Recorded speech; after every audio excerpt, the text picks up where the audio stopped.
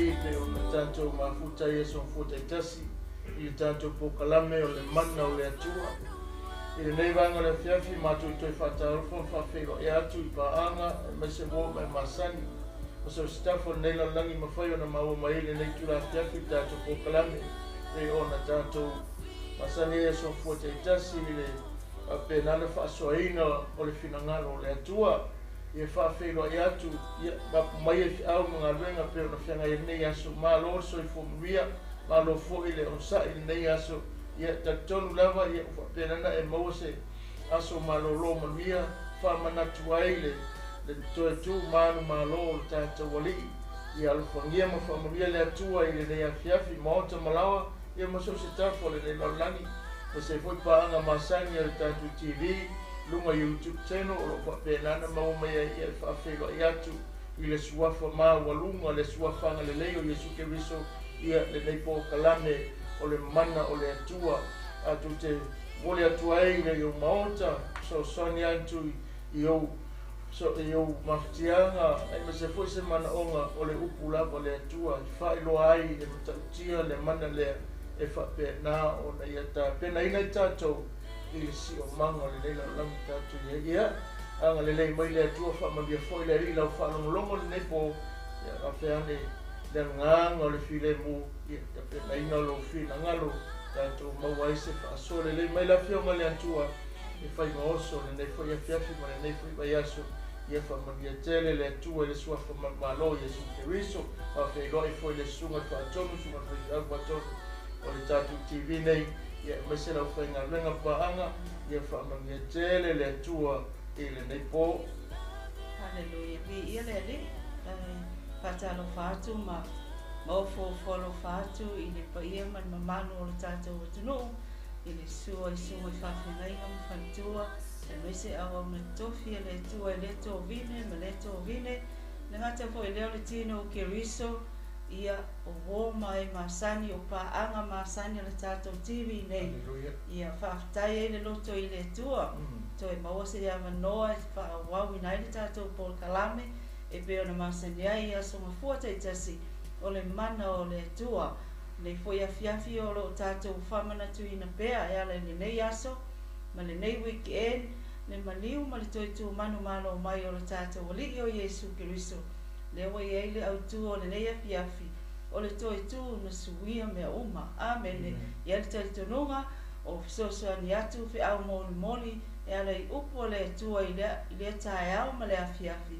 e ala i ana au auna o nisi foi wa ia wha mea alo whaina le ngata foi leo o i la tou o la tou la ngoina le upu le atua i so se mai panoa le nei lalolangi e le ngata o le nei TV Kerisiano ia ai mo so se awala o lo whaonga ina ai le moli ina o le finangalo le atua ia tātou awe whātasi leo le mua i le atua wa i uwha wa i a whaigo le nei aso i lo na lofa malo na anga le i erto i tununga o anga le atu le atua i le nei aso malo o lo maua foi le soi fualangi le e mai sau tātou tua asina sina i maota malawa o e maua mai e nei whasalalamu whātalo whaatu i le suafa manu malo Yesu.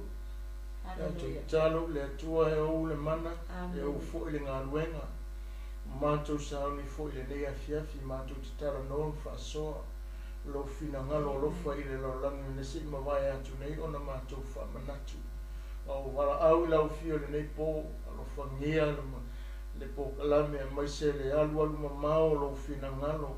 Ia lawa le li e whanongolongo mai e lātou talo atu le mana lo nganga ia la atu la ngona ina le fe au fo nei fiafi a walawa le sosoani ta pena ina ai le na fa mo ona wo uma na ta pena ia le Toetu ala au le mana lo toto e fa lo to e mauto malawa lo ia lo o la fa na mo lo ainga mai se pa anga masani o TV mai se le YouTube channel i la to lo mo le nei ava no e fia e fa longo ia whapea nana lawe a ia ele mana o lau fiu talo mo le sausawina le mana lo toto le ie lungo o penga te whailangi o whaunga o lungo le tise lungo o le wifi o mea umalawa lo whaina koneki whaitasi a wale mo molinga le whi au tau mo mule tala lei ia pe nana wha mau whailonga whalo roto lo toto tola wapia wa ngelu le ia sio mia ata ne pokalame ia i me umalo vinga pa manuia lo ono fa ton lo sunga fa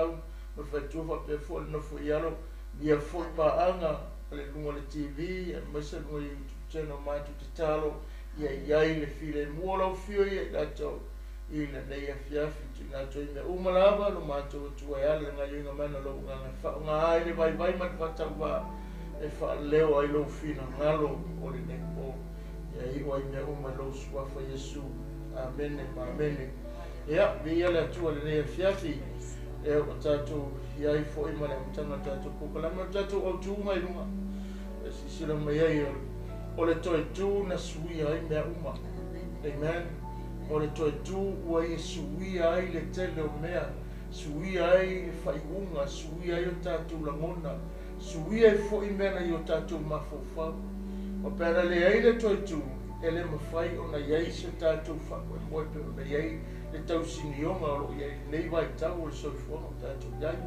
e au tu fo i le ma whako e moe lea lau ke wisano umo le langi e na ua iai le whaamoemoe i le Toetu le nā.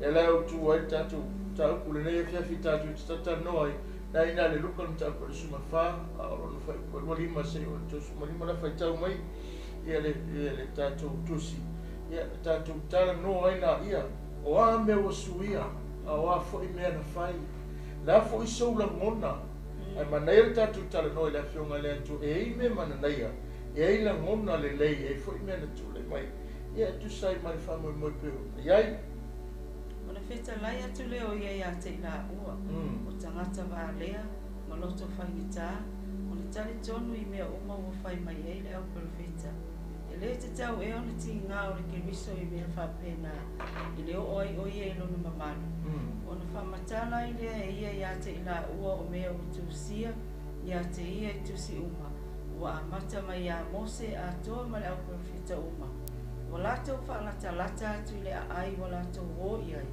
A o ia wanga atu pese i a anu loa. A wala pulu nau i a te ia, o whapea mai. Tātou te nonofo mai mahua nei. A wā o tau nganga i fole la, walata i le afiafi.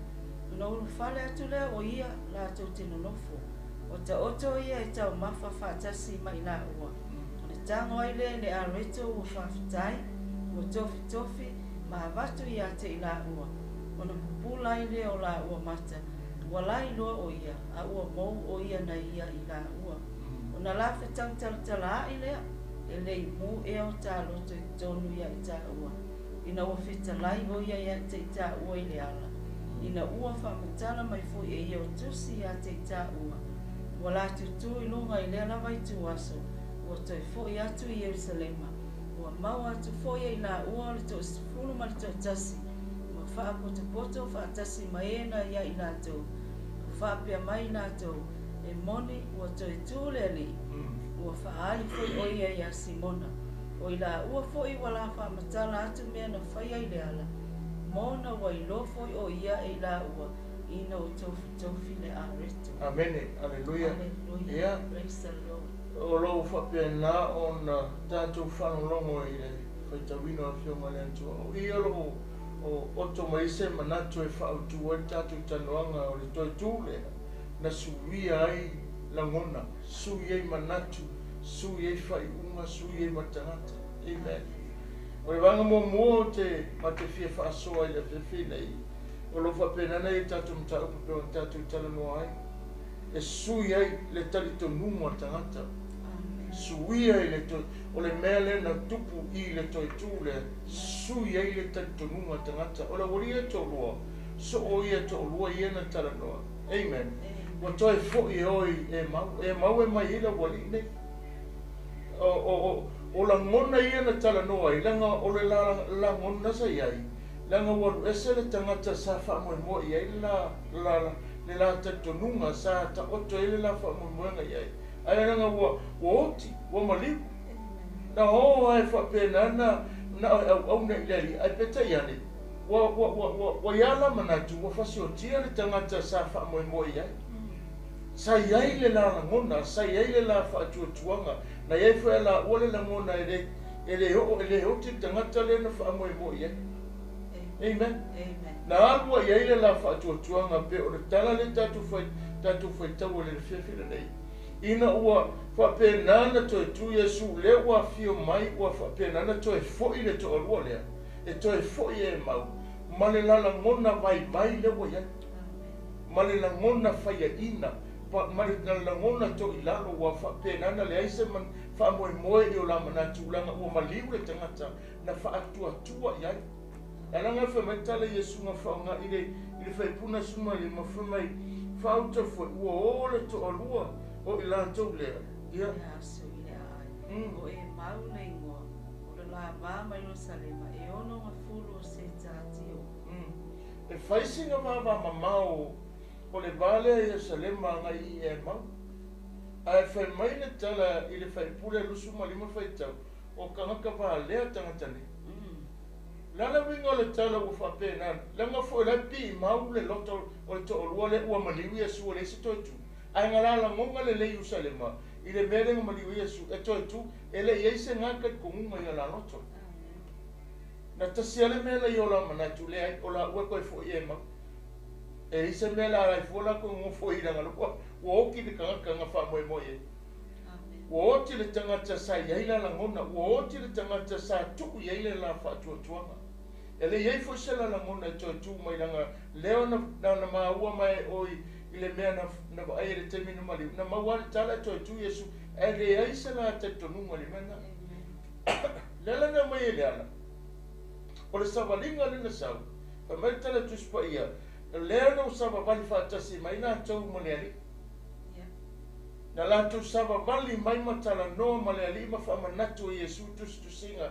I ale la fionga le atua ma upu whapewhitanga na mai e winga le maliwa Toetu ai le ai labo wapong saad ma pufa le ai ma se takitonunga le ai ma se ioenga o la loto la e mana manama o Iesu le to o tolu la tu savaringa a fui le o mo la safo inga oi le keninga wa airanga na o ma le takitonunga ele o maliwa le tangata na ave ele la whamomua na ave ele la takitonunga ai peta iane ua ai le mena tupu yo nala na mafua lo le loto fe mai ka koe fo i e ma o le hongala le e maunga le la loto lea au le aso tonu lea le ua Toetu Iesu le ua fio mai le ila ku ke ova kasi le ala makala ngoa ma wha manatu iai o le ua fai mai le fionga le atua e te tau o nao o le misi i ona pupuanga mo na tinga ala la mai hola wani nei ma le mafau lea ia se ngai me whapenga po me whafuka ka koe fui ka o e mo alu ala le tanoanga le alu le sa valinga le ma le mafau le iai le aise si wha moe moe o koe fui o la tono nanga le takitonunga ua pipi i mau i la loto le takitonunga ua maliu le tangata lea e le mawhain ko Suia le la kakongunga lea e le fo se mau i ala ua loto le teimi e koe ese koe ku o le ngata anga le o mea uma nei le loto tangata nei ua o te tangata e le mawhainga koe kuma. E lam tasia la latu te tonunga mo le pilipo le tangata i le mea le tupu. E le Toetu maisis. Le ala iei le la ngona lenga ia la ua le ua anu le lako sawaringa. Whaatasi ma le ali o le ali o le ola, le ali o le Toetu. Ma wha amala malama matala noai, pungsa a kuala langi o kamai.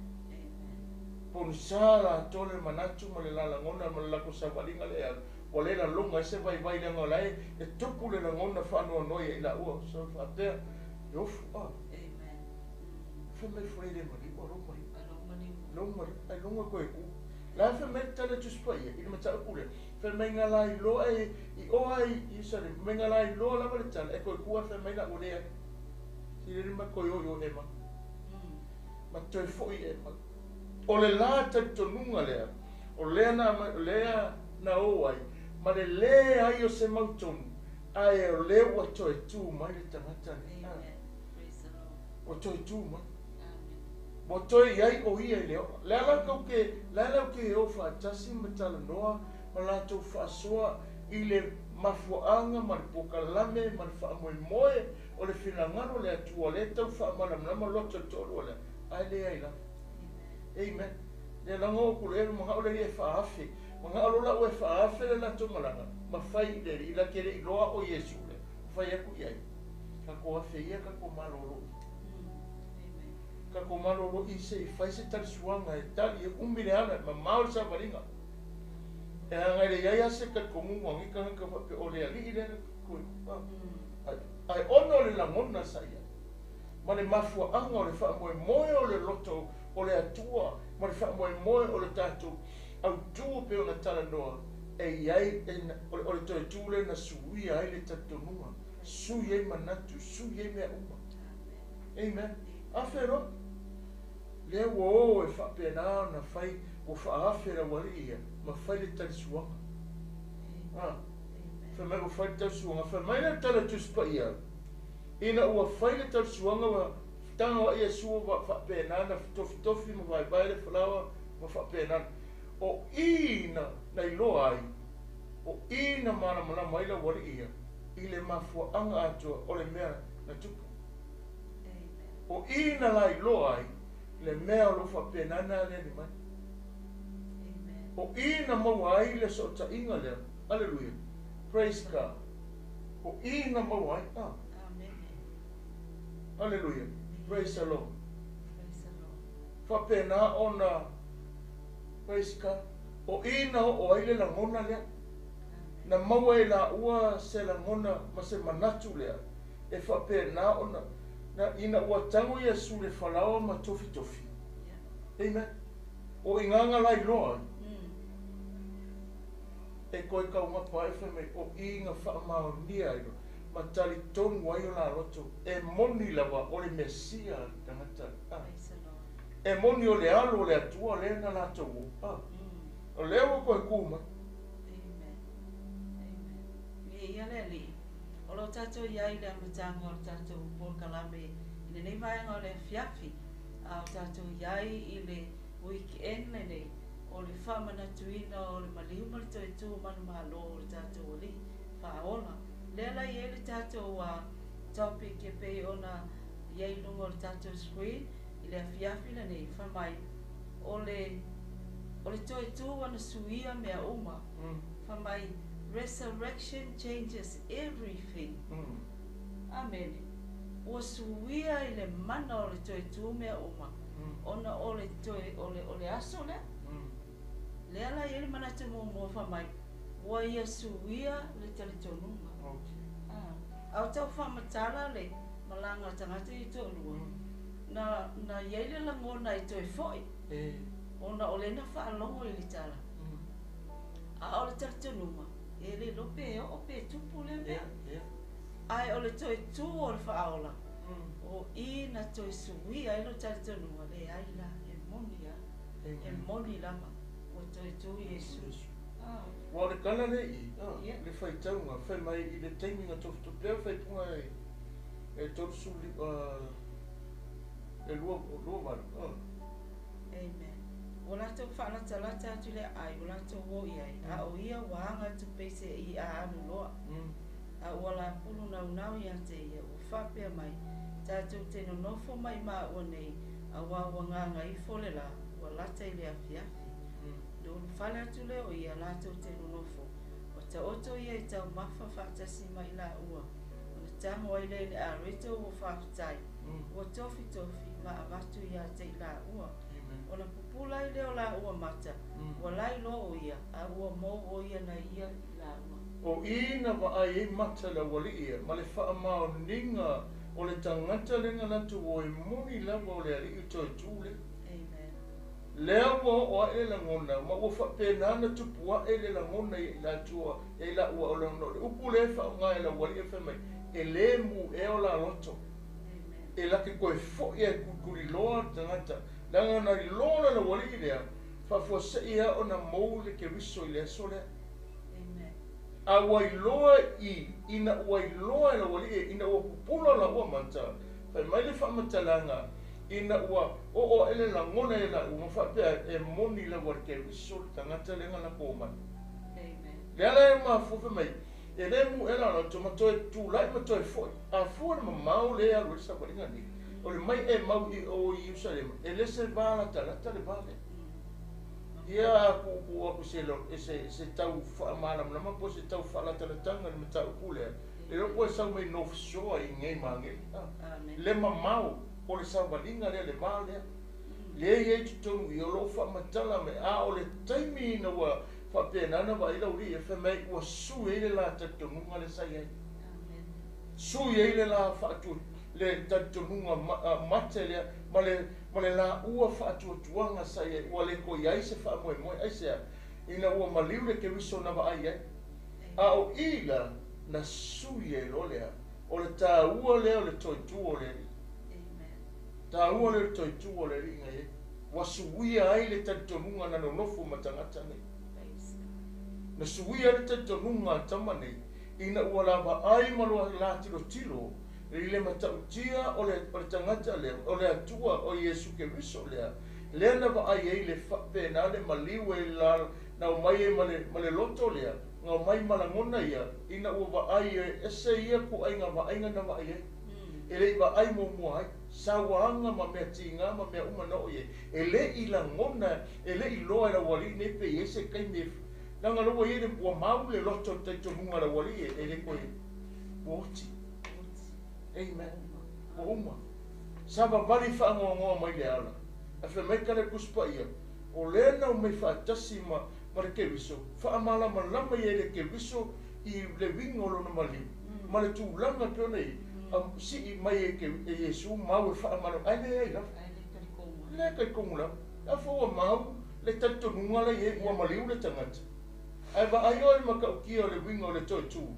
na suia i le tatonunga le na sui ai le toitu le tatonunga tangata nei ma vei mau tu le o la loto le ai e moni la o femena ma fu mai ina ua wa ai mata o la wali nei ma lai loa ma la pula atu e moni wa toitu Yesu na sui ai le tatonunga le na sui ai le la ngona le na sui ai le mena wa ai i le whaamoe moe o la loto sa e na o ma le loto ua masofa ma pa ula lo ma whaia ina le langona ai sea nanga mata i popo ngā sa e ma le unga le oti wo iai na o le ma langona amen o wale se whaamoe moe umor kanka sau whapenganga sau le se whaamoe moe kifa le ana le ai ma se fia ai vai ole me manga i o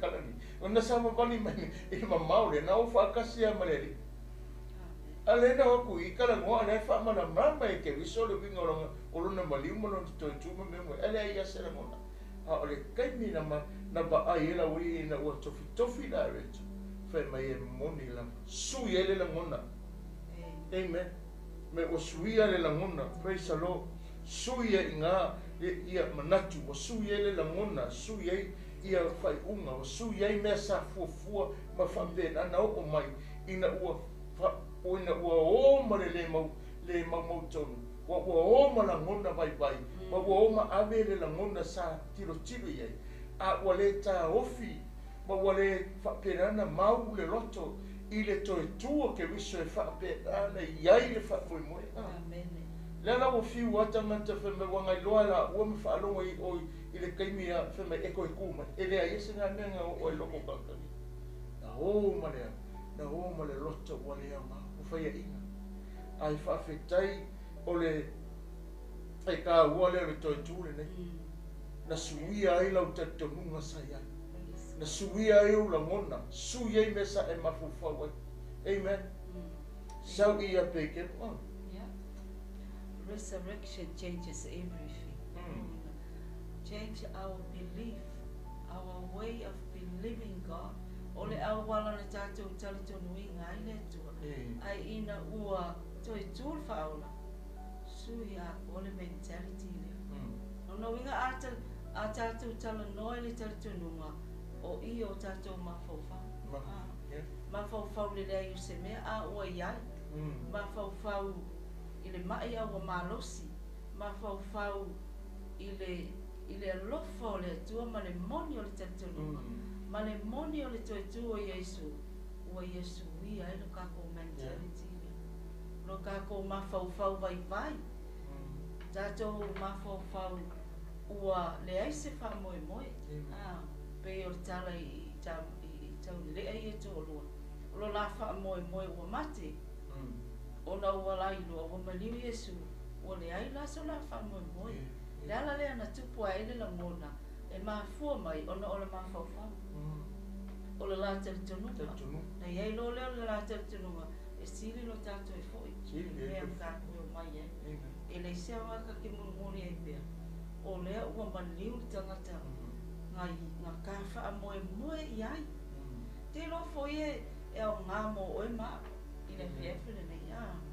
e iai te mi e ua le ai so tātou wha moi moi ai a tātou ma whau le maliu ma le toi tū ma le malo Yesu o i ngā te suia a kolo mentality e suia a tolo tali tanunga ma whau whaia ina i le ma whau manu malo ai sea ono ke riso e kako ke le e uia nothing e le ai se mea ia kako e le ai fo so tātou wa so tātou le lei ai ono o le atua malana wha o le tanga e ala le mana o le Toetu wa suia mea uma waka ko le lei ai ono o le atua amen le ala le o le tau wha matala ma le tau alanga pe o le finangalo o le atua le malo si anga le o le Toetu le ia suia ai mea uma sui lea sui no tātou te tunu sui e la mangana sui e la amen o le tātou mawhau mativa sa ia e kelo kai me ki nganga iai me i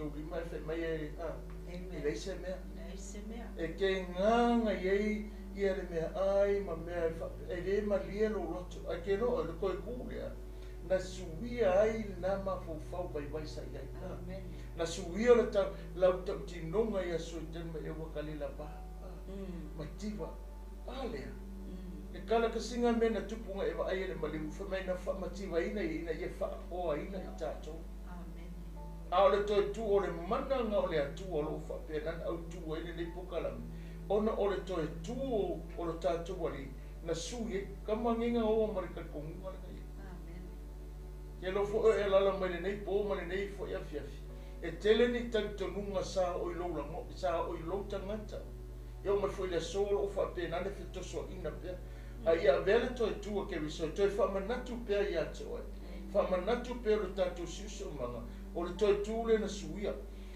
ai pe telu amen o pe kelu le sikanga ka na suia le kai me le koe ku amen le ve se ku kanga ka e koe ku ia sua fe me kala pe ke la fai de kom o le kom sa o fe kalia o ko pole ako me fai la koe fo i lo ngavena la koe fo i lo pena te ka ku kilo ia le mea na tupu i hallelujah praise God na to suia ele atua taimi na fa alongo ai ele i ka kongu ape kelu le taimi nga fa ko la ko e fa ko fa li le fia ai se la nga lai longo la mona ele o suia na ma fo o maliu ke bisu o fa pena ona ye ia te ia le o tio tanga tele ele fa ma ngi se ko sa ai ona va ai lo pe kelu le taimi nga fa penga ona anga i mai Yesu le o inga na suia a toa e le mafofau ma le tangata o petelu sa iai. Na suia ai lo na tangata i te tonu nga ina person le sa iai. Ua avea ma tangata man malo ina ua va ai moni ai ina ua va ai atu i le ali le kaimi inga ufa penga. Pisa o awa fine ma la tu sa o iai ma la tu me kalpeke kalia o kumangane. La koe fo. La koe anu. Le kaimi na va i pe ke luma fa maungia loko le alunga le pe ke le koe foi mai e le i toe foi mai i pe telu i ai sea na suia pe telu le aso na va ai le toe tu le na fai e mal tino o te le toe nga alua ka malo ele nga luenga ma le moli mau le tala le leile na alu ma le motino e la ke koe feilo a i ma le tangata le la nga loa i le fa moi wa i le suinga wa iai le wha moe o suia le tautongunga sa iai e le koe fo i se le leile la ngona le wo ia. A wao le manatu lea wha whitaia i le atua anga le ai le koe kulea ia ke le loia e se wha moe mai mauri tatu le ka kokaini pe wha pe le ai se Toetu. Amen. Sa la ngona wha penga pe keru nga manatu pe keru la koe fo i la upa. Koe fo i wha penga o nga fongu la upenga ma ua le poso la upenga mo inga ia. Ai se, langa le langona o le tangata o le pili, o le tato nunga, o le tangata lau iai, o le ai se Toetu, e le koe ai se wha moe moe, se mea langa wooti le tangata na wha pēna, na wha lango lango iai. A o le aso le Toetu, a o le aso na tupu i le mene, whai mai na suia i le tangata e. Suia i le langa tato nunga nei. Sa mo male atunu pele, mai se wha funga wonga anga o le tato TV le nei e. E tau tino al po kalame le pōre nei, o le Toetu lea, na ia whaia se suinga le tātou tatongunga sa ia. O ma whaia ena e fia te mori mau, mai tā lai, mai tau tau le suafa lea, mai tuku lau teini atoa i le atua esa, lau tatongunga sa ia ino pēkere koe fo esa, na ia ilo langona, a e le taimi na e maua ile ke wiso Toetu lea, ma e pēna na e whaalongo i mau o le Toetu, ma le tau tinonga o le mena tupu, na suia i lau tatongunga sa ia. Na suia i lau tatongunga. Na suia i le atua le apostolo Paulo. O le Toetu le na suia i, e ta maloa sa sawa le kalesia. O le Toetu le na suia i le tangata na whetosua ina tangata le kalesia. Na alu malona manosi, na alu malona mai ae whapena o na whaleanga le kalesia i le te. Na ia sawa i tono le kalesia ma te te le kalesia ai te loe. O le koe kule na suia i le mafofau le tangata. E le maanga i ale mea na whaia. Amen. Via le o le langona o le manu malo. Ina ua Toetu Iesu. O le wheau o le manu malo. O le winga o le whamatalanga. Na ia suia le langona whaia ina. I le langona o le manu malo. Ma le langona e iei le wha moe moe ola. Amene. O le ala me whaasolo tātou pokalame. E o atu iei. E iei lo tātou wha moe moe ola. Ona o le a. O le Toetu o Iesu. Whamaile al manatu lea. Wa Iesu wia ai. Lo taitonunga. Wa sui ai lo taitonunga. Wa sui ai a. Amene. A waanga kako le taitonu o le mali o Iesu. Na Toetu. Na mali o Toetu manu malo mai. I le tunga mau. Wa mau ai le whaaratanga lea o tātou iai. I le manuia o le tua. Amene. A wa ana le taitonu o tātou mawhauwhau ma le loto lea. I le mana o le Toetu. Na te suia o e maa. E le mawhai ona tātou maua. Whaoratanga. O le suia lea. O le Toetu lea. Wa ia suia lo tātou taitonunga. Wa e talia Iesu e whai maaliki. Whaola i lo langa lona winga. E o ia au le tau talatu. Ua ala ona sui. Ona o le mana o le Toetu. Amene. A wana whape maliwa e le Toetu. E le ese whape ne. E le iso tātou whisanga e whape ne. Ai o le ata o le Toetu manu malo Iesu. O le ata po i lea o tātou. O le Toetu manu malo mai. I mea o le nei o langa. Amene. Pa mai ua tātou manu malo a iai. Whātasi mai ona o le toto Iesu ke viso. O le ala lea. E mafua o mamai. O le tātou mentality. O lo tātou tari tonunga i le atua. A wā o ia tala noa ifo i le lotu. Wow. Pe le tala tama ia. Ma si le tātou toi foi. Foi whapepea. O le akatanga o wa. Wa oki kangaka. O le kako o le tā wha moe moe o le tangata lea. Na langona lea. A tau whatala tala pe le kala tuspa ia. Le whamatala mai wakau kala kala ala ua. Si le kako foi. Ma le whanoa noa. O upo le tuspa ia len whai tau ni. Mai tātou e foi i a mau, po e mau. Ua oti le tangata, sa i e le tāwha mau. A ngale ala ua, o le ua o whaatasi maneri. Amene. Ai ina ua tali tonu o la loto i le upo wa avea i mai. Ua Toetu Iesu, whamai o ina suia ai tangata ia. Suia ai lo lātou taitonunga. Pe o Paulo suia li sa wā.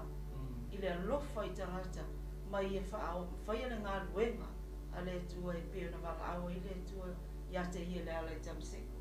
Whapea fwoi oi maa o le mana o le Toetu o sui ai o e sui ai. Halleluja. O le maa ngai ai. O le winga i le whamatalanga tuspa i e kama ia. O le merenga ti tiro i ai. O le suinga i I le kaininga wa ai ei o whamaungi o le ali. O le ali. Toetu lenga la ko o. Whamaina sui e le upunga whamai. E le mu e o tārotu. E le mu e o Ka koe fu. A kilo le mamao le wa. Male mamao le ala wa teimi rinka a vale mai lei. O le mere kalengo e sawa wa. A o le mamao le ala le. A te roe. O le kaime e sui e Yesu. Le tangata, le Toetu le kaninga Suia ina ua waai e iei le whaamoe le Toetu le na le langona ai le nā langona. Ua le maua ai se wanoa o le whaavai mai o le mamau lea a ua puru nau loto tama nei koe whia puri loa lama. Le mele. Le alanga la tutua inga mau esea o le ata e tau mai ei ua Suia le la taitonunga na. Ma mea ila ua se tangata. Ina ua atu yo a le fua wa o mai Jerusalema ua whapena o na maua whamitalanga o laua maua le wa alu lunga le tala ua whapena na whaasoa wa la tu loa o whairoai. Amen. E o ia pekelu nga kau fo ilo pena. Ia lele ua whapenganga koe sau tutonga. Lala wingo le whamitalanga o le mars anga po le mana o le Toetu po o le Toetu lea na li liu mai le talitonunga le telo tangata sa wa iaile wa whapenana iaile whamoemoe i le mea sale ai se whamoemoe. E moni ana mafuta whatasi mau whatasi. Ai na tupu lole melea na tele lava ina liliu manatu o le ko iaile se whamoemoe mea. A le mutaanga o mea uma lava. Langa le tupu momo se tangata i tonu i taia le mea. Le eise la ngona le tupu momo na lea la ngona o le oto tangata to tu mai. Se ngale ke riso na faia ba venga le nati. Ma le ili fa pe na o fontanga ta o tina te fa pe na o se popo nga fa pe o tia. O le ba inga na ba ai tanga te sa wan sa wa ai ma popo nga sa ia te ia. Na tupu e ale la mo ai longa ato mo mo se. Ai longa ato ye se aba noa.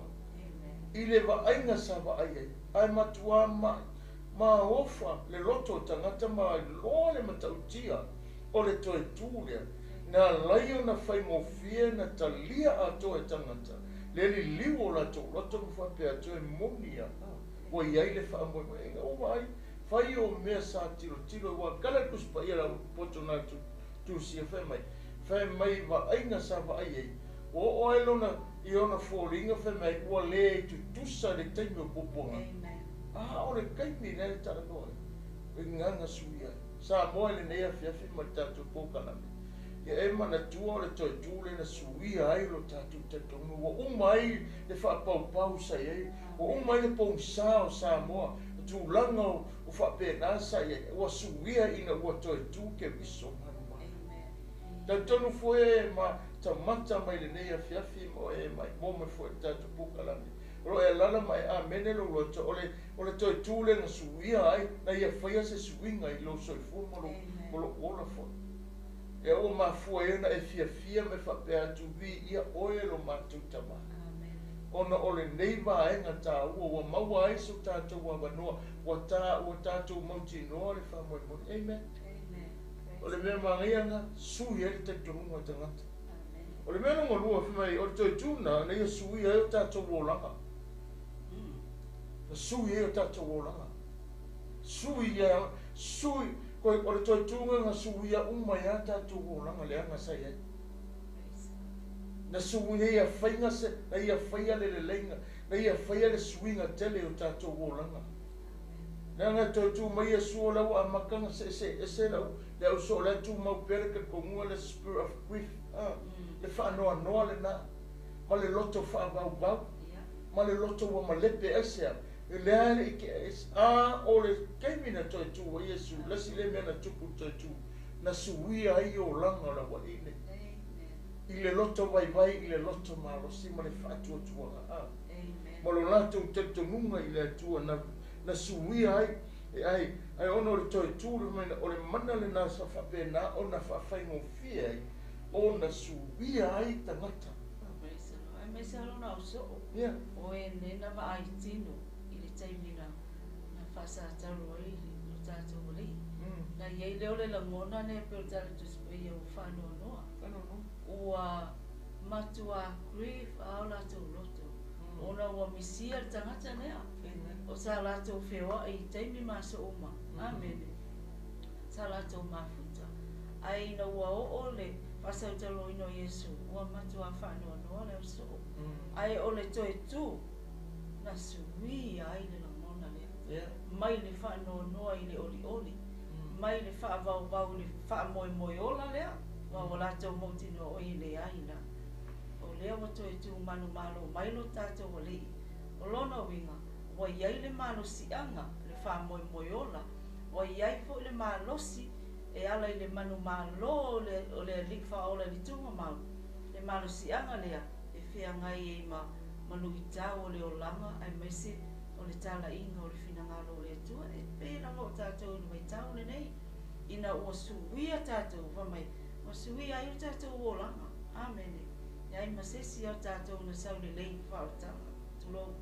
E tele ta leanga sa tātou whaia.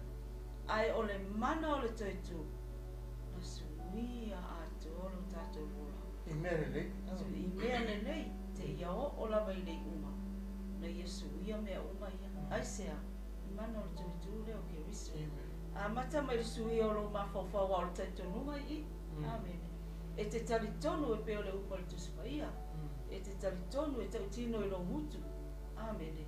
Lona winga, o le wha o le tanga, ma le suinga o le tātou ola, na tupu ina o Toetu manu malo mai Yesu. Nā ranga ngā ringa whailau te tinonga pēo tau tala ile roma sufa e koe iwa sufa. E tali tonu ilo loto, tau tino le mutu heo mai leona te tonu loto e whapena nei. Wha o leina wa e talia ai, wa mafua o na sui lo olanga, sui lo ola. Ma e talia Yesu ina wa e tali tonu le Toetu le. Wa iai le wha moe moe, wa ta oto iai lo wha tutuanga. Ia wa e lango iai esea, e iai le wha moe moe ola ni mea. E tau nuu le tau nuunga le nei. E le eise mea ka ua se wha, e le eise mea ta ua se tau nuunga e le manuia, se tau nuunga e le tau nuule. E tau nuunga le manuia le nei. Ma le wha moe moe lea, ina ua Toetu ma Yesu. Wa Yesu ia a toa langona, wa Yesu ia a toa o tātou winga, o suia a toa tātou bolanga. Amen. Hallelujah. Le tio awhai mene le momoko nitom ta apu e lima kai fitu wapa. Ai so e ke wiso fa auto tangata fu wa mawai me tuai, ai se ama mawai e, ona o lau ta tinonga wa suia lo bolanga, ia ke wiso Yesu e whai marima fa ola, ina wa e talitonu le Toetu. Amen. Ona o le Toetu le, na whai e lau tau tinonga, na whai e le mau le nama ea, mea ai ke wiso me whapea tu Yesu, o oe o le ali o le ola. Amen. O oe o le ali o le ola, e ma whai ona o whapena, na maua lo wha moe moe, wa o iai te tonu le manuia, ma le ainga lea, wa iai lo ua wanoa i te tonu ina ua whapena, ana e maliu ma Toetu man malo, whapea wala o tu, awa le tamai. Amen. Hallelujah. Praise the O Lord. mo le wha moe moe le, ona o le Toetu le na. Amen. Amen. Praise the Lord. O suia i tātou ola. Yeah. Tātou tala no le suinga. Changes everything. No winga. O le upu sui, pea o le mewa inga le wama e matua li liwa. E li liu, e ke apau tepe o le tu i whai savali. Ua e makua li liwa, ua kulo i elo pātua tulo. Amen. Ua suia atoa. Amen. Sui ai au, sui ai oi. I le mana o le Toetu. Ua sui ai o tātou vaivainga, ua sui o tātou o langa tuai, pe o le tala konito. Pa mai ina o tātou talia, tau tino i le mutu. Amene. Ona winga o kā kou o tangata fou, ina o Toetu mai ke riso. Amen. O tātou Toetu whātasi mai ia, i le tunga mau, e ala, i lona toto. Ua ia manu malo whātasi mai tātou. Ona winga. Waka ko manu malo mai kunganga o le tino. Amen. O tātou manu malo mai mea sa kako fia iai. I mea sa tu ina nawa i o kako loto. I o tātou vaivainga sa iai. Ai ona o le toto Yesu, ma le mana o le Toetu.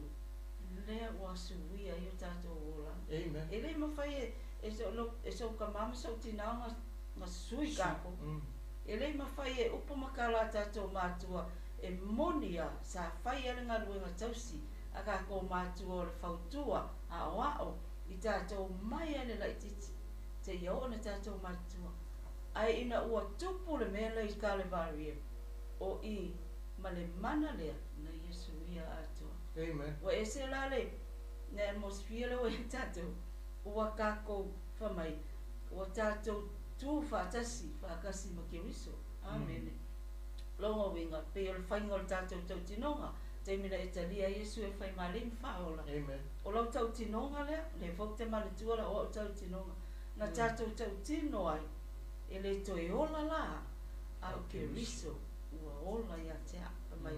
Mai lau Paulo, ia oti la, oti ilo tangata, yaso whaisa. A waida ola, ola le kon riso, e ala li mana o le Toetu. Hallelujah. Hallelujah. Le sile mea na tupu le Toetu. Le sile mea I tutonga I le vangele longa lua. Fa mai o le Toetu na ia whapena na mawai I tātou le ori ori. Le ngata le ori ori file mu ma le wha moe moe. Ma le ma losi e whapena ne whatai I tātou ma lu I tau o le olanga ne le. Amen. O le Toetu le na ia whatupuina se ori ori e se mai le ori ori masani. Amen. O le Toetu le na whatupunga ia te tātou le file mu. Ona wa ia le mauti no I o tātou roto. Ona o le wha moe moe na I rina ua whapena na Toetu mai ke riso I le manuia tātou te whapena na iei pe a whai o iei lau tautonunga. Le ngata ia e whapena na ia mai le malose e whitaia e tātou malu I tau o le olanga le nei. O le a le vava o mea whetule ni mai o le soifuanga nei. A ua vea le Toetu ma mea whapena na whai whai ma upenga ma losi o lau tantonunga na e mau sali ai lou la ngona I le atua e le suia e se mea e le suia la wa ai mea ia hai mai langa wa umauti no I le Toetu lea o lo iei lo wha moe moe I le manuia e wha wavang a sile hina wha atupu I le ori ori mo le file mu o lo loto mo lo loto wha aftai I le atua I mea uma taimi o le neisi o si o manga ma le larolangi o tatu iai e tupu e ila mona na Amen. e momoli e whaaleo ilo loto whaafitai le atua Amen. ona o le Toetu le na Amen. Suia le malo si anga ma mena tupu le taimi na tu mai na tele na wheliwa ina ai ma whesuia ina ai tatonunga o langa o mea sai loloto tangata ina ua whaamao nia ua Toetu manu malo mai le Yesu ke riso le na. Amen. Praise the Lord. O le afo I le mamao ma le loloto o mea na tupu le I lou soifua ma lo uola. Ta watu ia te oe le pōne nei. I le teime na e wa ai ma e la ngona ma tupu wae. Le suia ina ma le wheliwa ina lea. Langa ua e le whamoe moe le mea. Amen. Praise the O Lord. le whamoe moe. Amen. For my resurrection gives us joy, peace, hope, and satisfaction, Yeah. and strength, malosi, E to awai. endure life's Yes. difficulties and challenges. Awai. E kele o lui taule ka ke ia I vai taimi ringi o ko se makaukia. Yeah. Ai makaukia aku le tua Yeah. I lo lui kama. O lui taule ka a ngai me se whawi taule e ke whanongo aku I lo mawhauwhau. Amen. Ua ele fia iai. E te whaalongo atu wa a mata ngā vai lo whaatuatuanga. Pe a malosi mai se whawhitau, po se lui tau, challenges. Au le mana leo le Toetu, pa mai e makau kia la, le atua le. Lea na ia whaia le whaaratanga lea. Wa suia ai. Mai le whanau noa I le fia fia. Mai le bebesi ma le popole I le fia mu. Amen. Mai le ai o se wha moe moe. I le wha moe moe ola o ke riso. Amen. Mai le ai o se malos. I le malos I anga o le Toetu. Ia, ka ua la le wa I le pule ma le mana. Ka teu te whasanga I manu I tau ia. Amen. E mai ele se mea ka kuki me whai. Ai wha mai langa a whionga pa ia. Wha mai opu ia I le atua. Le atua wa o longi. E le ai ma se mea I te le mawhaia. Amen. Whamai wa o I loa ngai le tua. E uinga le ai se whakoanga le ai se tō lua le se whanau. Ai ina o toi whamanuia le tama le tua I tamalo mai loio. Wa o I loa ngai le tua. Ia se mea I ke le mawhai. Amen. Amen. That's how powerful resurrection is. He changes everything. Your atmosphere, your feelings, your emotion, your belief in God changes everything. Mai lo leo Paulo tangata foula oi. O se o ia ke riso o le tangata foulea. Hallelujah. Praise the Lord. Wa mawai me tuai. Mea yang kako vai vai ai. Wa mawai me tuai. Whauta. O le whātua tuanga. Wa whaafouina. Lewa sui. Sui. O suia. Sui lea. Ina ua e loa ma le mautino. Ina ua Toetu mai Yesu Kiriso. Praise the Lord. Na alanga le whawhine ina ua maua le tala o Yesu koe ku. Amen. A solo musa ila wari inga lakalaka una la tu whai mai rea. Amen. E o mai Yesu a maka nga whai whiwhiringa koe fo ikua. Mari koe arua kakala koe whainunga ia. Ia mea ilo ko ia. Loto ia. Ai ona ole Toetu lea. Na ia toi a mai ai pe o le tala tu se efeso na ia au mai ai e sa vava mamau ina ia tu fatisia ina ia tasi I lumo le atua. Amen. Ia vea oe ma o whanau o whapena na tau whanau ina e ala ia Yesu ke misomo le maliu ma le Toetu le na. Amen. Na suia ai lau tatonunga, suia ai o tātou wōlanga. Praise God. Longo koru o mea na whai e Toetu le, whai mai na ia suia ai ngai o inga uma sa fuafua e ngai o iai. Amen. Sa fuafua ina ma pokalame ina o le a e o iai ina ua le ai, ina ua maliu le tangata le. Ina ua Toetu mai ke wiso ma tātou maua tala, ma tātou whaitau ia na fionga, ma tātou maua whamatalanga. Whai mai le ia le melungu tolu, o le Toetu le na suia ai tātou ngai o inga sa. Sa manatu e whai, sa tātou tāpena e tātou te anga ia. O suinga na o tātou wala. Amen. Hallelujah. Amen. Wa amakanga ko ka penga wa umang tātou sauni ala o ala e whapenga ngawa. Whamei o ala ele o ala man o ala e whapenga na whanu ai. Amen. Hallelujah. O ala le tangata whamei o ala tangata e ui aku le me whapenga o nga whanu ai. A o ala le atua o ala e manui ai le tangata. Amen. Ina ua iai a tātou le nala ngona. Ina ua ia te au ma tātou ma oe ai maise ia lalolangi le nāta iwi. Wa iai le langona nga wa whaasanga lo tangata i ona lava ana. Amen. Pei o le afu ma moe wa taia lea, le taitai ma moe. Le taitai wa whapena o na alu le afu ma moe, wa solan ma moe i lona lava ana. Wa savali ona manatu, wa savali ona waai, wa savali ona langona. O whapena na whaatau nuu mea i lona manatu. Amen. Wa whaapena na ola i ona lava ana.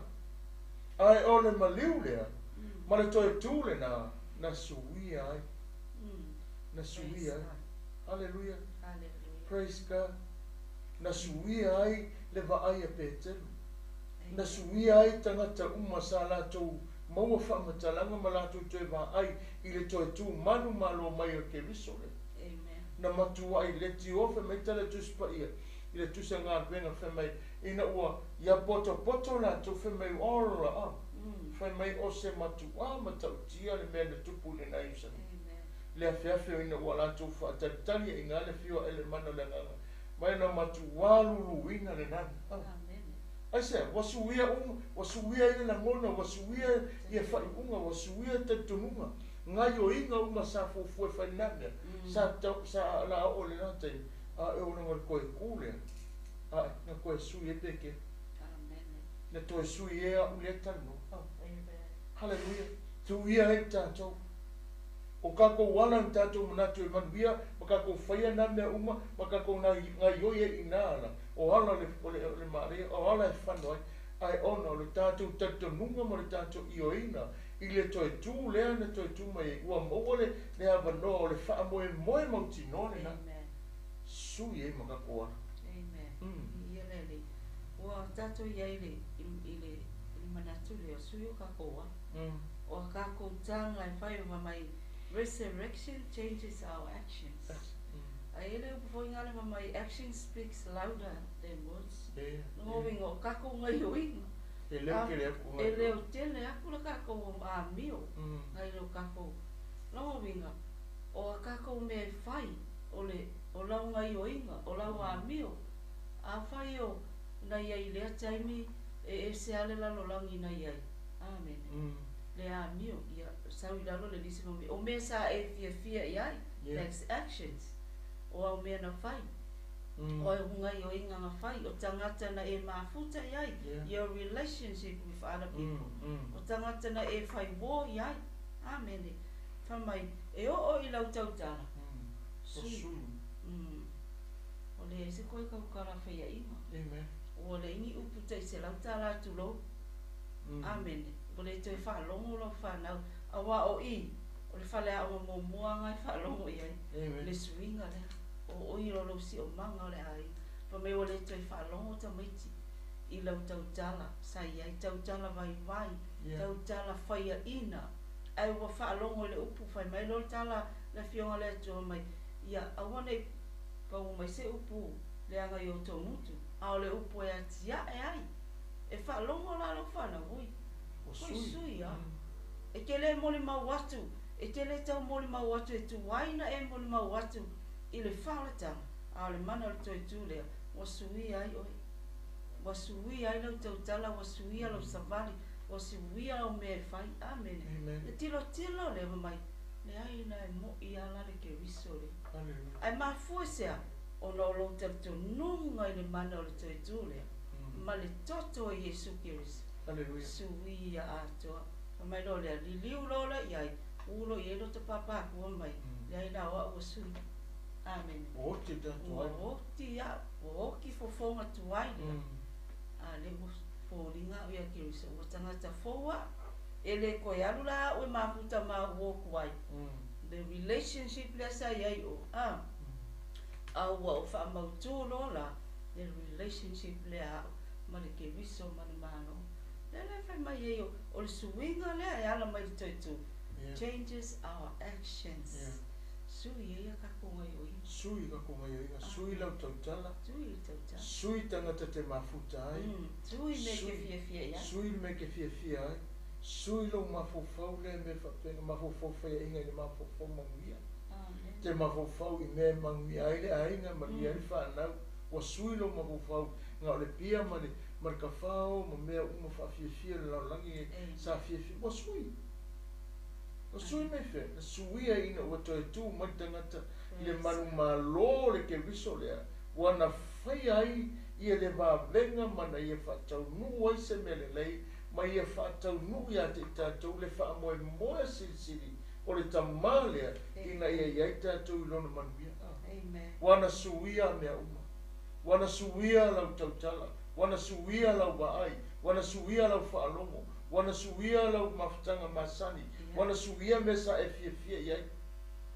Amen. Wa suia wae sa e ingu sa e ingu whangmanosi, a lewa e le koe ingu whangmanosi, a wae ingu vai lima. Amen. Wa sui le mea lewa e fia iai.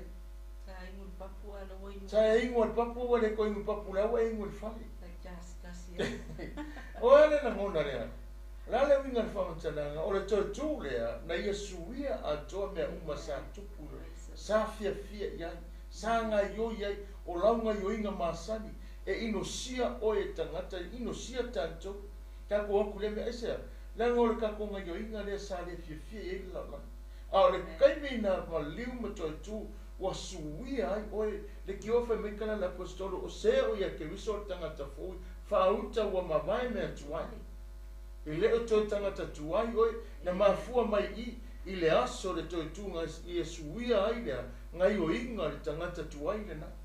Ma ave ai oi o se tangata fō. Ina ua maai ai, ma ua mautu iai, ma ua tonu iai, lau whiwhiringa mai whape atu Iesu, o te ave oi ma ua li ma ufa aula, o te le toi, mana o te le toi talia ina se mea i lo uola.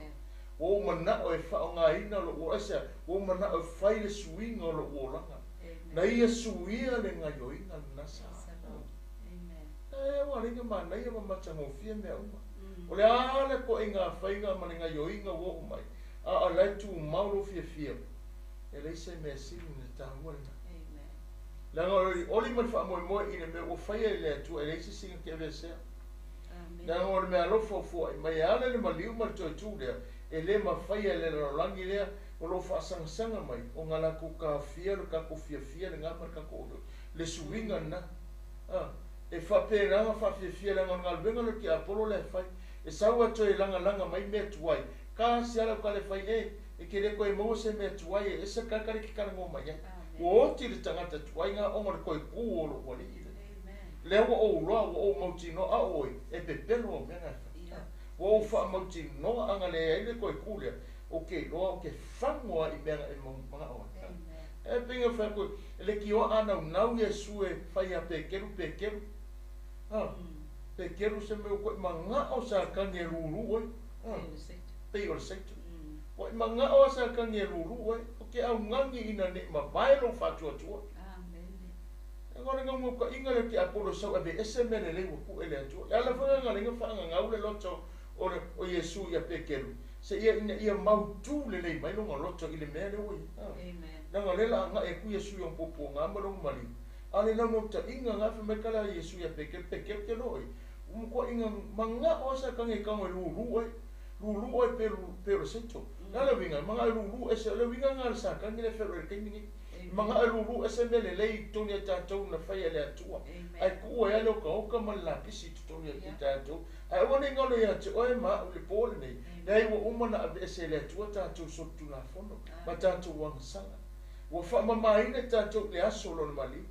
O fa pena na fa fo ina tatou o tangata fo me o se ya ke riso pa uta wa mavai ese me tuai fenga mavai mai na mavai la so na mali wa o mo nga pe ele tu o tatou sala e ala ilo na o le mela ka mo fai o lo tan tongoi ma o fa pena na fa tu ia i le suminga ina o Toetu mai o ia le si me lu ma ko fa wa ina me ese me ese tango le wa to i le fa mo o la no fa tu no e ala no na maliu polo le Toetu manu malo mai e we suinga na ese ale me i le mana o Toetu le au tatou ia i le suinga o au ngai o inga o ele to i kai fu le stangata ele ai se avano o lo to e ki ele ai fu le stangata amen tatia pe po ala to mi e fai mai o ia ia le o mana malama i le upo le tua ma o le utari tonu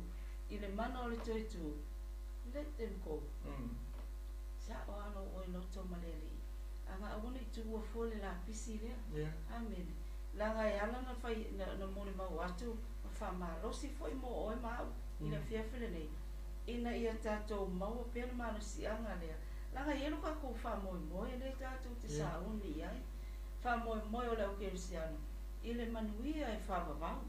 Le tātou te taungi o mai ai. Pei o le whamoe e o tā pena i Samoa. E siri aku la le whamoe o leo kerisiano. Le a sotele o le a tātou mafuta i mone. Ai o le whaamaue moe le nā. O lona mana onga fo le nā. Ngā laini o na maliu ma Toetu manu malo mai. Ina ia i tātou na mano si anga lea. E whaawau i pere whai ngā malanga. Se ia o i le taimi ma le aso. Ua tofa ina pe o le tala le whai atu nei. Tala Yesu nu whai ia Peteu. Ua makua manga o saka ni Peteu i lulu o i pe o saito. Amen. Ai oke au ngani atu i ate oi. Ia e whaatua. Awa nei mawai lo whaatua Peteu. Amen. Awa nge mawai lo whaatua aisea. Ia e whaamalosi. Whamele o whaipuna. Ia e whaamalosi o uso. Whape fōle ngā luenga mori o le whina ngā lo le tua. E whaamalosi atu i ate oi. Nanga e teimi kako ke vai ai. E fōle teimi kako ke le malolo si pea. Ai a tātou mā whau i le mea na whai e ke riso. I le lunga o le sātaro. Le lo Toetu manu malonga. O kako mana tua lea. O ko se makauki o le tua. Ma le malo si anga lea. E whao wau i pea le whōlanga lea. Se ia tini le whamoe le sa uni mai ele ke au kerisia. Amen. Amen. Ole, au tato ye i te vaenga le rungo tōru o le tantum tāpu. Ole, suinga i le tangata o na ala, o na manatu, o me sa fie iai, mafuta, o ana mafutanga. O e lava ia, i me sa e fie ma mafuta ai, o lau tautala. O mea ia, mea piko sili nei na tāua, i le tangata, leo e kokongo le aingo le tua. O le suingo oe i le Toetu, po le manmalo o ke viso i ala lona Toetu manmalo. O le suingo tātou, e ke leko i kaukala i se me leanga. E te leto i tautala i se upu fai. Amen. I le mele o le o i le karangoa, le mele le fie ke le mui me kau whaleanga. O le si tangata e mga oe le su e mea, o le si ke visiano e alu e ala ngā alu wha tonga malu mei e whai, alu su inkala e kapena na mogo mai. Na alu le fie e alu whasala lau, whai ma muinga. Whai ma muinga, a whai o e taritonu le Toetu lea. O le Toetu lea na Suia ele muntu, sui le tautala, sui le makofau, sui le upo sau te tonu i atu oi. Wa vea oi ma tangata fōu. Langa le mea nga koe apopo, ila apostolo Paulo le tau pasfuro tusa konito. Na toi whaamanatu le mea lea, ina ia awani o tātou whaatamala le mea lea, langa le mea nga tele tangata na whano i le whenga inga tuai. A lela pe fia e kelo isi tangata. E oi e isi tangata o ono le atua laku, le fia whaimere lu kau whaleanga, mui. Whapenana la tō whai atu le tala, whai ana le atala, maua le whaamatalanga, whai. E ki nganga le whaamaungia, ale mele tala noai, o lasi le mele Suia i le Toetu lea, o le tau tala tangata. Ka whale whai tau ni tau pasfulu mumoko ni tau pasfulu, anu whai pasfulu. Whai mele apostolo, o toi whaamanatu le mele la, mo e o ola matutoe mai le taimi nei, ine awana i whano i tātou le aso le ari. Awa fo i tau te mui pe ona mui o isi o i lātou, ma whano ai le na te olo palaina. Peko. O e nā, o mea umaia te lātou e whai ma whai longa. O tūsi e fo i whai ma popo inga mo tātou. O e wauria mai e tau sanga e ngata ai. O le nei, o le manatu o lo o tū ia. I nā whai tete ia nei pa u. O le maua o tau e stoftofonga e ese i lo tangata.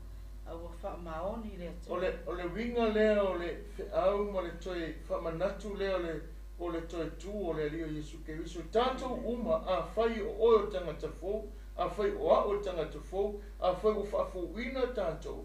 Whai mera o tala suspa ia. A whai o e loa wata e whatuina o e Keriso. Peo talanga ale kolosano na mta upe tolu whai mo moma lua. Se o ala whai mai. A whai o e mautinori te whatu whatasi o e ma Keriso whai mai. Ia e sa ili lunga le mea o e Keriso. Lua whai mai ia e loto atu i mea o lunga. A e le o mea o le larolangi nei. Le ala te whamanatu le apostolo le whiwhira nei. Inga ia whaama oti ma whaama utu pea o e le tangata fōu. O le tangata fōu e le tautala se upu tau whaleanga. Ma se upu mui, ma se upu e whapenana na e tango e tau ai ki nganga le whaamaungia se whaamatalanga e whaia se tala. E mo moli e le kena oe le ubinga le nganga leanga lo whai. A whaila e ke le o ona ma soifua pea oe le mea e mo o mia oe le whaafōwino le tangata tonu. Hallelujah. Nanga lewa tato o le mea kāruana o le tala noa. O le mea sa e fie ki karango ai. O le mea sa tato fie tau tala ai. Sa kako fie e whapenganga kuiri sais o le mauarakala o e a ma. Hallelujah. E ka ilo foi o e a ma ngawa fia mo. A ki nganga le whamaungia ai whapenganga fie pia. Hallelujah. Lai e isi tangata le whapenga. O lai e foi isi tangata e o ke le ka uola to suafa. O le mkwa i ola leto inga o langa whapea. O se o langa le manuia le kele tele o nisi ke visanpe o tele nisi ke visano le feio lo lato whatu o tuanga i le alima i le menei. Onga o lo lato ngangana i aso whaiso. O lo lato tautana a le whamanatu le apostolo whemai. Te toi whamanatu le mele a uani o tatu e langa o le mea sa whaafano ai. Ia i lato i ana mua. Whemai whamanatu ia te oelo o soifu maula pe i le teimi nei. Ina ne i mai maulo tautinga. Ina ne mai maulo tātou sāwalinga. A o le Toetu la tau ia. ia ise mea le ngai ato atoa mea umaanga suia ai o tātou wha. Le tātou wa ai mo tātou winga ma mea masani sa tātou ola. Amen. Wa whai wa suia le toi tūre na oka se mana. Ia le o le suinga. Amen. O le suinga o nau o ile tua mo tātou. E ala i le mana o le toi tū. Malona maliu. Alonga maliu. Lea, o le finangalo le o le tua ina ia sui ato toa i kako. Suia. I o vaenga ia e lape ai le upu whasamoa. E lape ai na tātou tamo enga. O kako ngai o inga e whai. Ia tātou o kako wanga matu o e whai. Whatasi ai, ia malea whai na fua loloto. I lesi tangata. O le mea tā ua i le tua, kili a oe. Wāni mea o whai mai o wāni, ni upu matala e whai mai a aua ke popoli fua oe. Sa oa oe i le tua, ko mita alo oe loto i le tua, delicate a oe i luma o le li. Nanga o le mafutanga vāwala lata lea, le relationship lea, le mana o le tua, ina ia vāwala lata pia ia maritangata na ia whai. E ala i le mana o le tua ke riso, o le ala foi leo le moli ato le upole atua. Le ngata mo o e whaalongolongo, ai mo au foi o le tautalangia. Ina ia whaamalusia ai tato. Amen. Ina ia whaamalusia ai oe, whaamalusia au. E whaawau pēra ngā ruenga le lei lea. E ala le suia atoa o tato o lama. Amen. Hallelujah. Praise God. Te lere ngā ruenga le toi tū. Te lere mea na whai e le toi tū le na ia suia ai. Hallelujah. Whamele me longa wha, na toi whaatuina mai o ia, ta ua mea tonu ina ai tātou uma. Amen. O lona toi tūle na ta ua mea tonu ai lo tātou mata ngā sa i tulo. Amen. A ua vea oi ma ta ua mea tonu ina oi, ona o le toi tūnga. Ngai ngai le romano ma ta pe wha, alona wha perusu ma lipa. Amen. Ua ta ua mea tonu ina i tātou ale lona ma liu malona toi tū manu manu. Ua whapena a whea i tātou ilana mea tonu nina, ma ta ua mea tonu ina i tātou. Na tuina mai o ia ona o a tātou wangsala. Ma tui whātuina mai ina ia taua mea tonuina ai i tātou. Amen. O lana nā toi tu, o le toi tu mai ke wiso, le si le mea na tupu ai, o taua mea tonuina ai, le ngata lona maliu o mangalo i tātou, a o lona toi tu mai. Hallelujah. Le ua taua mea tonuina tātou sāle a mea tonu, sāle taua mea tonuina tātou lene. A o lona maliu lea, ua lea ua whapenana mawai, le tātou ua wanoa, ua taua tātou, ua taua mea tonu ai oe ma. Amen. I le sauninga ma le whina ngalo ma le malo, ma le sila whanga le atua. Le ngata o le maliu na mangalo ai, a o le toi tū, ua taua mea tonu ai tātou. Wai nei se kako ua mea tonu. Nese mea? Ai ua taua mea konguinga kako. I le Toetu o ke riso. Le ua mawai lea manoa, wa ka ua mea tonu i ngā kua whaapipi i a koi matatou. I lea mea tonu o ke riso wai mai matautia. Ma lea lofa se sili ese o lea tua. Pa mai, ia na maliu la lona ala ma Toetu. Ia ngā mai lo lea ma lau tangata na o whai. It all talks about relationship. E lana whina ngalo lava o lea tua. Se i koi whalakalaka mai a le tangata na ia whai. Langa o ki koi whia mafuka ia. Amen. Lea lai whai mai tus pa ia. E sui la mea nei. Sui le anga, sui le tautala. Sui lo mawhauwhau ma lo tetunu. Amen. Ai se i toi tu whaatasi le. Taua mea tonu. Taua mea tonu ina i oe maa. Amen. Ea le le mana o toi. E ala i lona maliu mo lona toi tū. Amen. E whawhetai e i le toi, i le rii e hala le toi tū le na. E uanga masal salo ko buona ngala ko. E vai e unga ko kongu e sumakala ngomu whaamanamlama ai maso salonga kamangi. Ia ole maka uki o le alofa tu no le toi tu le na. Amen. Le alofu o mai i le mta upu le wha tu sa ruma. Le wa le ngaka o le ngata o longa maliu. Ua whaamangalo i le tangata. A o lona toi tu ua mawai lea wanoa lea e taua mea tonu ai tātou. E ala i lona maliu lea. E ala lona toi tu mai lea. Oka se mangai. O le meno ngari mawhai, o le toi tu le na sui ai tātou e bea ai tātou matangata e loto whaamangalo. E loto whaamangalo. Hallelujah. Bea na tātou tala noa i le lava i asoa. Tātou whaasoa i le winga le mtaupunga e tusa na e tala noa ia sufa mai i le tusea luka lukon fa mai i fa pato sufa mai e fa mangalo atu ia te ilatou o wala tau le lonen wala tau fai a le toi fa manatu le Toetu o le tasi lea mea na suia ai tatou mo o le loto o le tangata loto fa mangalo amen ia lawa lunga le tangata fa tua ma tangata tatou o le tangata ua matua i whapenana nofo ai te tonu ke wiso lo na olanga atoa mese le tantonunga i le Toetu na suia ai le languna sa ia le loto se furu ko ki se furu vai aso le loko whamanga ko ki a ko le fia kausanga o whai mangalo ko le whamangalo la na ba ai ko le mea ko ki a tupu se whala na ba ana la ba whai pa le loto le whamangalo ale o longa Toetu lea na toi whamanatu ta wa ave ai oi wa whai ai lo loto wa talia ngo fia lo loto le na mea lofa ina ua Toetu mai o ia wa mawhai na maua e tātou le mea tau le loto whamangalo i le ai o se mea tauia atu ai se mea whapena ona tūna i mai e laua lunga i lo loto vevesi mea uma laua lunga i lo loto whamangalo o le ki anga o mea mea o wheme na fua mai i le mai o wheme me na ngai mai o wheme na saui le aso na Toetu manu malo e whapena na fua i mai a te tātou le nā nganga o lona nganga ngalue i e whaatumulia i tātou mai le loto whamangalo a wa o whamangalo fo e ia mea. Amen. Amen. Man tōlongo sa tau, tātou tanu no pēne. Le season na ngai o le maniuma le Toetu. Le i whai i le whamatalanga lea, mai i whamangalo atu. Ia i lātou, wa lātou leiloan mea wa lātou whaia. Amen. Leo ngā onga, malati ngāna o le whaola. Ona ole ona maliu.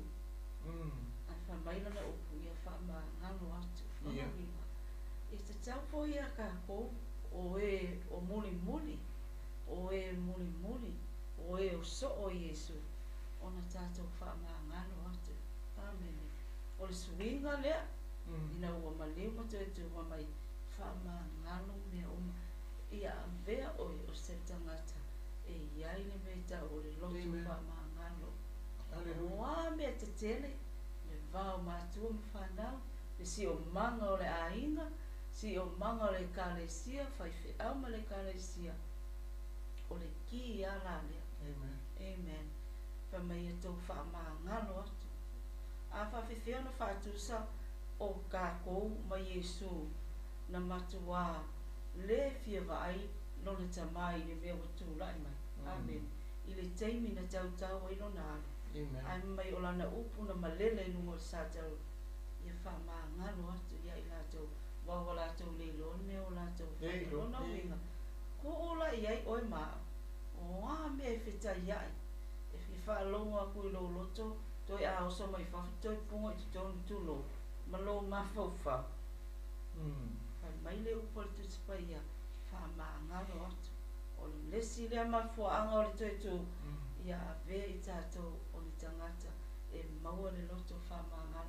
E te tupu amatangi i a liu o wa, pe o lea upu, i aso uma, ma taimi uma, langa i whetai ia ka konga challenges i o leo langa, ma whawhita uri ema mai, whamangalo atu, let go and let God deal with that. But go on, press on, focus ai le atua, awa le atua le te tau ina le tau a mo oi mai. Whamangalo ma tau tino i le mutu whamangalo ai ie o le fiafia ie foi o whapena o na ti ngā ai o tātou loto whamai ia mau e tātou le loto whamangalo langa o le reason lea ma le aunga au tū lea o le Toetu o Keriso tātou te mau le have a forgiveness heart nanga iei le malo si anga ina ia malo lo oe manuia oe i le mana o le Toetu. Amen. Praise God. Ai ele tāua, i se le matangofi, o wāenga le lei, ma mea na whaatino ma whaataunua i le whina ngalo whaito tasi o tama e ala ilo nalo, e te tau fo una tātou wola ina wāenga tāua pe una ia. Lea o mai o le whiunga le tua le matangofi o le Toetu le nao ke riso. Mero no ongo inga, mai ua Suia, ma avei oi matangata o ngā mataua.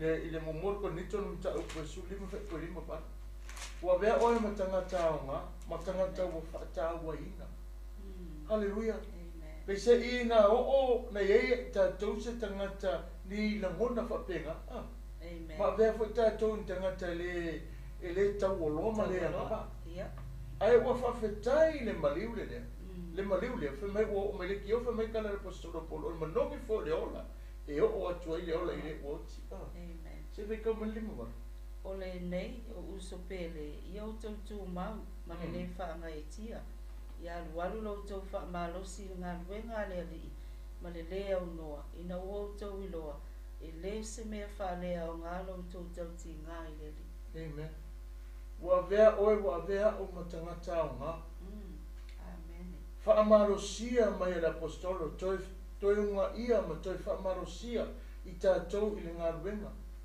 alu luma ele se me fa pena na ai su muli o le nga I luma o le bainga taua nga e ilo o tau o loa o le langi o lau foi au nanga ma le ngā luenga lo e whaia o se bainga taua ke lo o le fa pena na patipatia lau ngā luenga I le lau langi nge au pa ia I le langi o no le wha moe lava ma le nau ta inga ia manuia le tau singi o ngā o lo na inga fo ele apostolo Paulo le tu singa mo te fa mnatu pe ile auso fa pe ana nga luer au ma nga luenga le Atua ia alu o tototi amen ele se me fa le nga lo o nanga ile Atua fa tawa ina wa ta fa pe na ta wa nga ina lau lo soifu ofu mo lo o nanga mo lo fina mo lo lot mo lo tangata ato o fo wa ile Atua le na ava no le lei wale lumana I manuia o tangata. Praise the Lord. Amen. O le nei e uso pele I o Toetu mau ma le le whaanga I tia. I alualu lo tau wha malosi le ngā luenga le li ma le le au noa. Ina o tau iloa. E le se me wha le au ngā lo tau ti ngai le li nono winga. O le wha malosi au I a tātou malo losi pia. Amai. Ma iau tau whaamalo losi I le ngā luenga a le Atua I le ali ma e le au noa amena mi alu lo tau whaamalosi ono winga o se whaamalosi au le mana le o Toetu Suia I mea oma ina ia whaamalosi ai oi whaamalosi a I le toi a vea I tātou o tangata tau waleina tau whaatau waleina ele wale lau au nanga ele toi wa ai maua lalo I se si ia oi amene ai wata au wami o tono ina ai oi wa ei teimi e ke alu I mea le lotu e te tō anga I pai postani te tō anga I fonta tau te whalongo au talinga I tala ia mai la ofo I whanga o le Atua mai o le akali I o le Atua ma la fin ai whalongo ai o kalaia la langi whai amen ai fia lo loto a wawisi a le alaka umai ka oi lako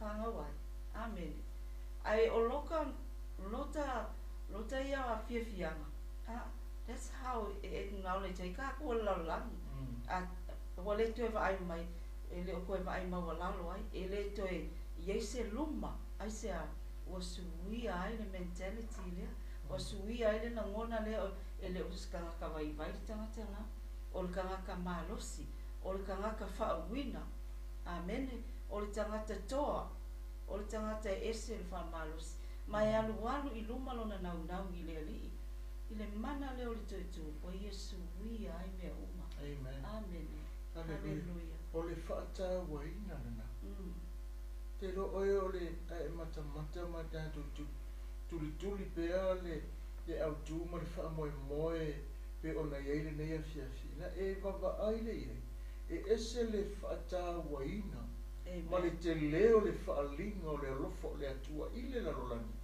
e ala I le afuaanga le waanga le se koe ku e o oe a tātou le languna nga ai longa a koe o ngā se wha moe se me whai ai whaftai le Atua ina ua Toetu mai o ia o mafua e una maua languna manatu Suia ai mea uma sa ka kuwa ai ka mele Suia ai ma a vea o le sile mena tupu I le Toetu le na I a vea oio se tangata whapenana malosi, ele malosi whaitino. Ia. A vea o si tangata malosi lo loto tisa, ili atu ma e fia ili atua. Amen. Ma e loa ile malosi ma ili alii, e ma whai ai mea uma a. O e loa fo ile malosi na maile atua. E na te tapena ina lo tātou ta tangata lilo lea, e maua e tātou le wha malosi. E ale no nā nganga le. Praise the Lord. Ia le o le wha malosi au, mo oe maa, i le awhiawhi le nei, whamaina ua Toetu, ma le mana o le Toetu, ua kākou malolosi ai. Amen. E le ngata o le Toetu mai o Iesu, po iai le pule ma le mana i ate, o le mana le o le atua. A wā kākou ke le malolosi pēa. Langa tātou te whitai ai pēa ma mea o le o langa le nei, e wha vai vai ai, o le tala e saulo talinga, o le mea te whaalongo i ai, o le mea saulo mawhauwhau. E wha vai vai alo tangata tuai lea, ai ina upa Toetu Iesu, o iai la le malosi anga i te tonu i ate oe, e tā ofi ina le mau lea, o suia ai tātou Amen. Praise God. Hallelujah. O suia ai lo tangata vai tangata malosi. Malosi. Amen. Amen. Nanga tala tu se wharinga pēr mata por suru pe suru pe mai, e o kanka vai ele sau leo le whaua. Loko vai. Amen. A o le tangata i ele malosi o longa loto i le atua mo luna whina ngano i sa ili, e leo tala noa i le malosi whaalitino. Amen. Tala noa lo tangata whapenana sa ili ma e fia ma losi lo tangata i le ali. Amen. E ma losi lo loto i le ali, e ma losi lo whaatua tuanga i ateia. E whapenana e mauai, wahenga tāua, tasinga tāua, lesi wahenga tāua, i le melona wal me ua, o lo soi fua whemei le ngata i le Toetu lea, na ia whapenana tātou mauaina i le soi fuanga, e leo se soi fuanga e ngata i le lalolangi nei, a whemei e o i le whaavavau. Amen. E o i le whaavavau. I le Ioana lunta pasuma tasi pe perusuma lima. O le soi fuanga le tātou te soi fuma olai. O le Toetu lea, o mauaino tātou wavanoa i le mene. Amen. Amen. O mauaino tātou wavanoa. E whapenau na tātou whemeu o e soi fua ai, i se soi fuanga i le ngata, e whaavavau le soi fuanga. E le uma, e le ngata, le ola, e uma lalo nei, i ei lesi whaamoe lea lai kau kike, ma fua ai, o tātou tala noa. Amen. Ua whetala i atu Iesu i ate ia. Wau nei o le Toetu ma le ola. O le whaatutua mai i atea.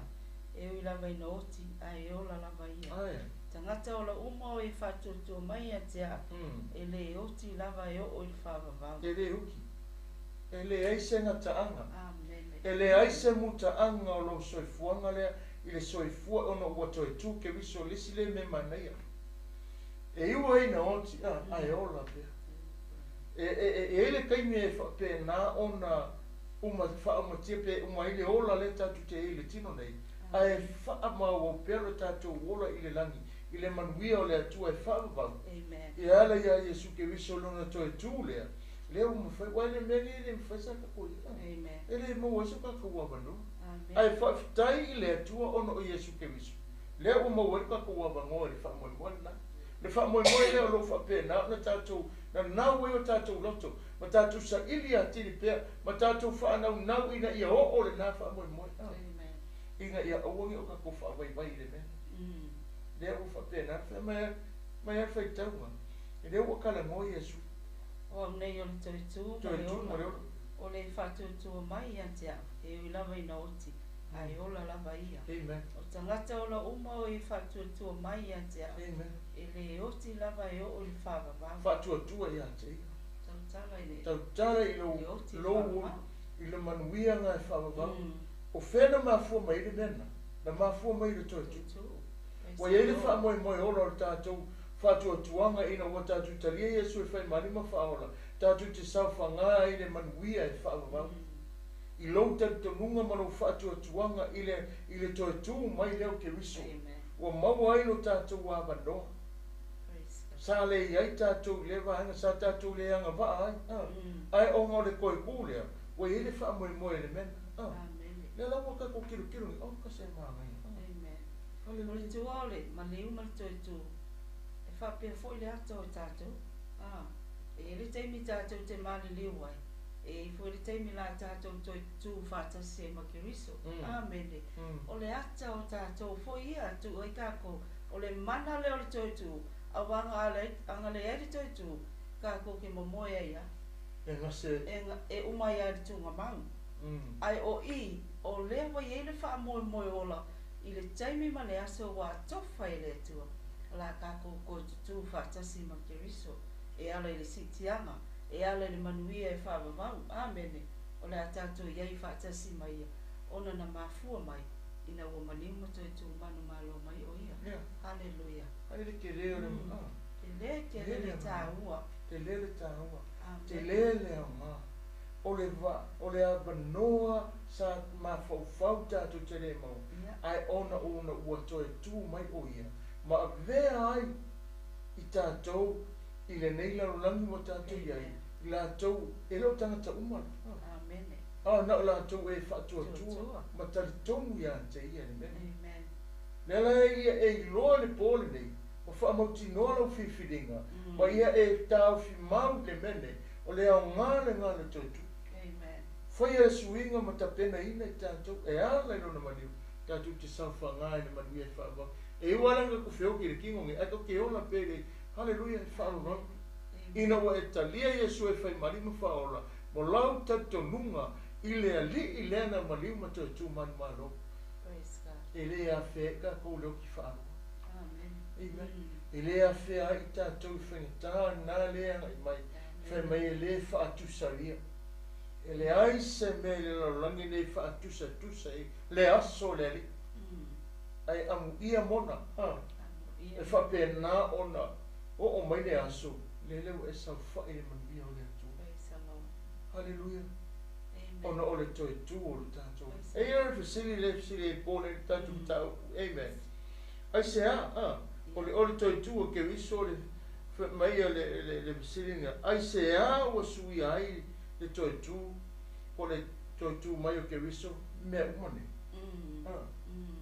Le ale mafuanga, le ale se mea. Le ale me waringa Suia. Ka ko wong ka ko kilo, e whamele whamutalanga tuspaia. O le Toetu o ke riso, e whaatusa whamei o le whawhie musa e sai. O le afi musa e sai. Na te Suia le tangata, mai au na ia tangata, i nganuenga le lei. Na te Pemaina te whamuina i tātou ina ia malosi le tātou mōni mau i le larolangi, ia leo tele le tātou tau tinonga, ma ia whape nā o na vea tātou ma e fia e tau rong whingaru. Nā leo winga le suinga. Lā le tāua. Amen. O le tāua ngā, i le momori kon nitom tau pasuma 5. Anu whai pasuma e wha. Ua mawhai la le mena, ina ua eire whasiri ngā, mafua anga folea, wa lai ona tātou tiro ma tātou e lenga kako ue whaide me esea. Pesili a oi ate oi. Amen. Pesili fua oi. Amen. O le ale au ngā o le Toetu. A whai fwoi wa le toi whaatuina mai ke risa. O whaale au ngā na mātou tālai. O whaale au ngā fwoi lo tō whaatuatua. Wa ve fwoi mātou ma moni mau pelo i a le atua. Awa o mori mau i mātou i le atua, na ia toi whaatuina mai ke riso, o le na le toi whaatuina e ia, pe a whai e moi, e le toi tutu mai e uoti. Wharong whale le toi tinonga na posoro, pe o nefa silia. E ese e alau tala inga pe ana le toi tu mai ke riso na e uoti. E ese sau tala inga, e ese sau tau tinonga. Amen. E ese sau mori mau i lea taimi pe ana le toi tu mai ke riso. A leo e whanongo le pōre nei. Ma e momo mai le tanonga le apostolo. Pe ana le ai le Toetu lea. Alleluia. Ai awhai, e ona whai mai Paulo. O le Toetu o ke wiso, ua iai le se senga tele i le larolangi.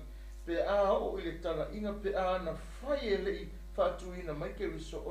Ona lea ngā lea o le tātou. Ona lea ngā lea o le tātou tala inga. O le winga ngā le whamtanga mta upunga e su lima whapesuma wha. Pe ana le ai le Toetu le na. Lala ngā whamai whasiri runga. O le a ea le tā ua le suinga ngā. Le whaatusa whamai. O le Toetu le ke wisa whaatusa whamai pe o le o le whawhia musa sai a. Amen. Na te una ina le tangata e ala ilana mori mau mana na tau tinonga ina ia whaialo na whina ngalu. Te whai tau whai pasu mai wha.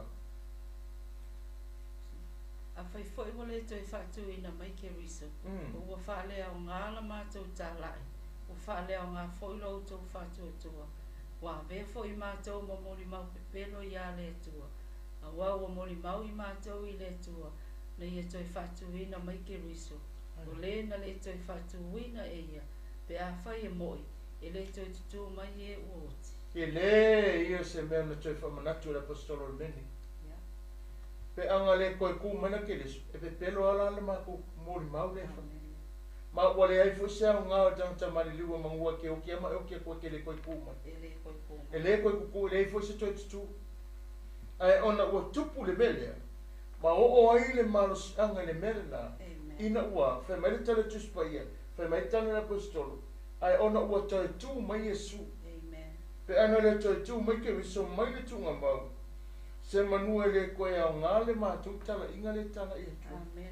Se manua le ise au ngā le ngei me māko ke nganga makaukau. Koe la le au ngā pēr whai ngā le koe kumai le. A o le au ngā le toi tu. Ma le toi whamanatu le whi au o le atua. Ma le toi whamanatu le toi tu le. Na iei le suwinga tele i le larolangi. Ma ta ngata uma ma le au whatu atua. E suia le ia kako ngā luenga ma tātou mawhauwhau, ma tātou rangona, ma tātou le māsangi ai, na ia suia fo'i le mea e whaapena o na mālosi ai lo loto i le narolantai. O lona toi tūle na e whai ese whiriwhiringa le nei.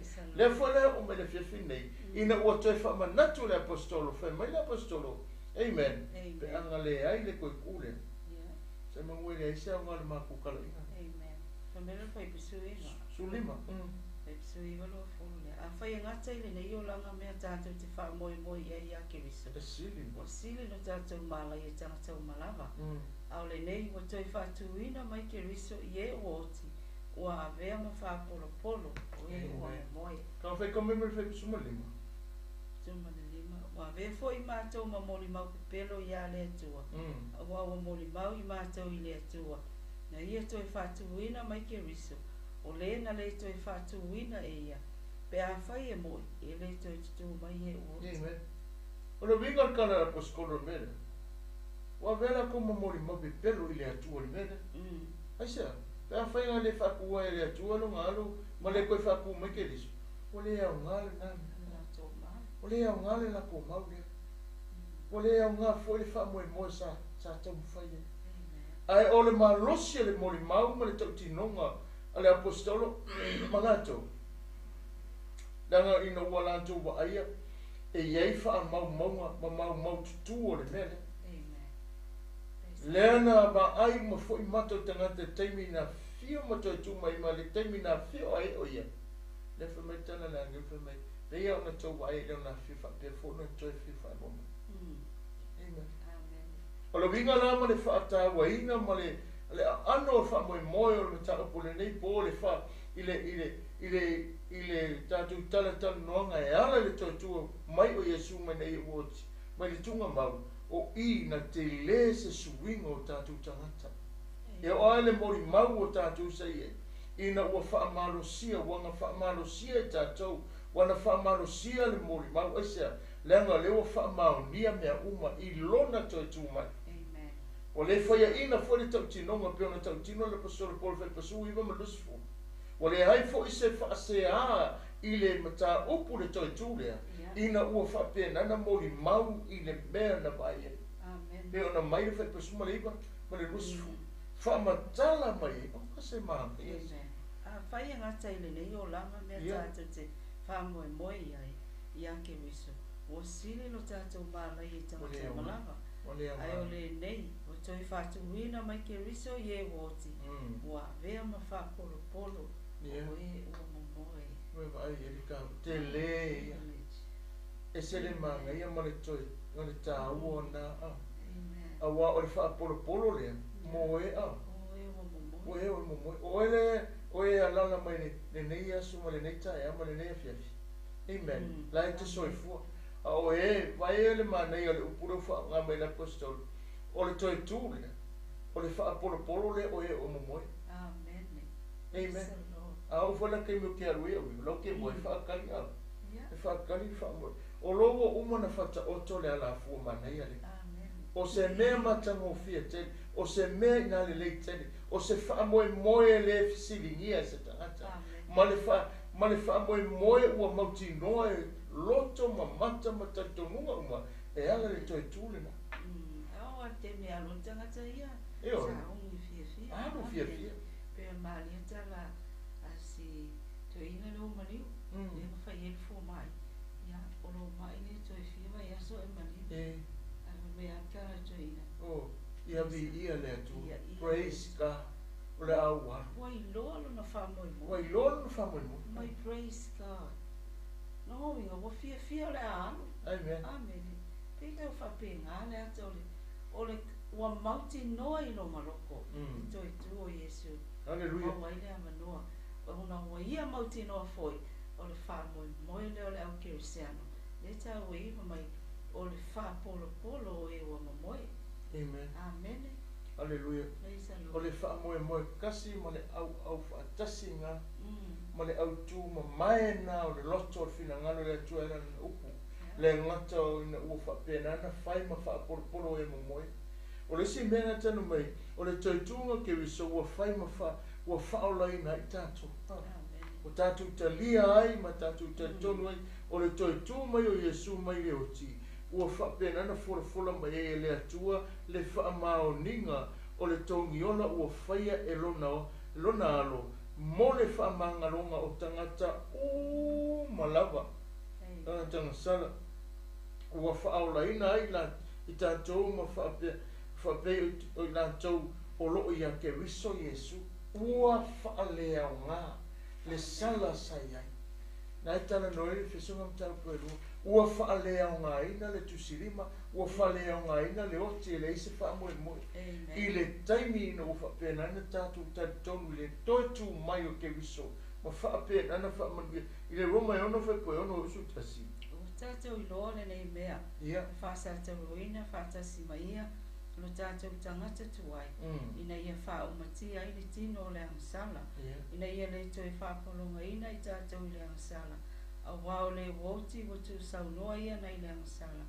A whai foi woti whātasi i tātou makeriso. Wa tātou tā ofi. Tātou te ola foi whātasi maia. Wa tātou i loa wa toi tu mai ke riso na ie woti. E leto e maliu lava o ia. E leto e pule le oti ia te ia. A wao lona maliu, o tasi lona maliu, i la le angasala. A lona soifua, e soifua lava ia, i la le atua. Ia whapea fo i la autou tā ofi, o autou wote i la le angasala. A autou wola lava i la le atua. I lo tātou walii o Yesu Keriso. O mon mena. O le koi aila i a te tātou le vaenga le nā. Le wala aloa, le whaasala, maise le tongi sala sa atu e palasi ina ua maliu Yesu, wa Yesu loia e se le ao whaasala long tama sa atu e palasi lunga tangata e ala ilona maliu. Ao lona toetu, na ia te tala ai le whaalinga o le maninga o le lei mai, o le manuia le na e whaavau o le tangata ua whaatua tua ia. Amen. Le fola e whaataua e tātou o mai masani la toi le Italia Yesu e whai mali ma whaona. O loa wanoa o e iai le soifuanga ne. Amen. Leo e whaalongo peo whamaitana le apostolo. Leo o whapena na toi tū mai o ia. Ua whaleo ngā ai le sala i le onti sa iai. A o lona ma liu le sa iai. Ua whapena na toi tongi mai. A o lona toi tū mai. Ua maua i le wanoa tangata umare. O e ua whapena na mea tonu ma ta ua mea tonu ina mai whaatua tua. Ma ia tā ofi mau ma ieilo na mau maututu. Ile ni maliu, ma le toetu, ma le ngai oinga, le langi, ma le mea lofu fua, i mai e tātou tama, e ala ilo na alo lea. Na mafua ai le toetu lea, lea ua tā maua i le loto tangata whaatua tua, whi maina ia le tana e. Maua e tā ua le namanuia. Hallelujah. Ua maua i le tātou loto whaatasi, ma le nā wha moe moe. I le feso mtau koe lufa i koe e uni. Wana toi whaatatu whaatasi mai foi, whanonofo whaatasi tātou ma ke riso Yesu i mea o le langi. Ave ese mai i. suia mai o fa mai wa ia fa tu fa tasi mai tanto e ala no na Toetu lea ma fa no no fa tasi tanto ile manuia o umana tape o fa pe nana fa o so lo fa le vai lotto sai ma le tu si lima ma le fa sala sai o fa le anga fa mai o ia to fa tu fa tasi tanto ilona Toetu malo o mea na tutupu le Toetu le o mea na ali mai taimi o lona Toetu o mea na ali ma fa pe na maua le suinga le taimi ina wa te le se ngai o inga le taimi na Toetu ma soifu mai ei le ali o le ola na ia suia o mai mea uma na suia o mai te tomunga ma vainga tangata sai le latai e o mai le so ina ua iai le wha amoe moe Haleluia kalitia le kolosa nung ta kurufi te subua o le nā wha moe moe wa vea i tato ma manuia ma le file mu o le atua ana tanu mia o tō whātasi mai e pātisonga o le foi mo tō Toetu mai ia whātasi mai e le whātuatua i le mana o le atua o le na whātu mai a te ia i e o oti amen o ia whaia o ia suia i lona lava mana e le aila se mea e whapena na sui e le wha moe moe na o le nā wha moe moe o ia whaia mo tātou pai ai o le tātou maftanga mo le tātou ainga le lea e ana tau muri atu wha mai le fionga ne tu wha mai tala tu spa i wha mai ai e sui la moli i e le kaindinga oe le ea se mana tu natu i wafofonga i se mea le lega i sea tangu e ele la mona whaia i a o le taimi na wa ai ei mele tala tu spaia na iai le suinga na suia i le sui le maliu sa moa ma le whaafonfonga le nei po